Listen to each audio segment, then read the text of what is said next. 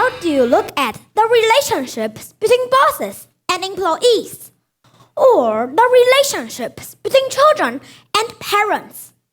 How are you important to the country? I'm Yue Fei. Maybe it's hard for you to visualize how life was 900 years ago during the Song Dynasty. But no worries, I will slowly share my unique stories with you. During the Song Dynasty, my emperor didn't protect our country well. People were suffering in many wars. Therefore, my mom demanded that I join the army immediately, and she put a tattoo, 尽忠报国, on my back before I went to the army. She did this because she wanted me to be loyal to the country at all times. Of course, wanting to show filial piety, I didn't go against her wishes. How about you? As a son or a daughter, do you always obey your parents' instructions? Do you show filial piety when needed? Or do you always upset them? What did we learn from the book 大学? It showed us 4 steps on how to rule the world. Step 1. Show piety to parents and be kind to others. Step 2.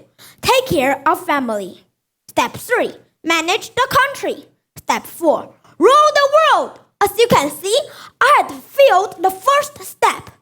Actually, I tried hard to make her proud of me. I started in a very low position in the army and devoted myself to the country. My main task in the army was to lead the military to fight the enemy, the country of Jing. In fact, I got several promotions after my team had won a few wars against Jing. Being promoted to a general, I also established an army named Yue Jiazhen. Yue Jiazhen was a very strong army in Chinese history. The name alone commands respect and instills fear. As a leader, my philosophy was, Yue Jiazhen would rather die from a cold than occupy civilians' houses by force, and rather die from hunger than rob civilians of their food.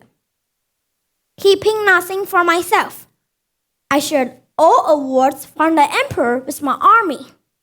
I took care of subordinates when they were sick. I looked after their family when they died. This was why I had such a loyal and coherent team.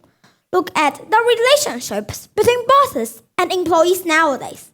Would the bosses do what I did? Or are you loyal enough to be an employee?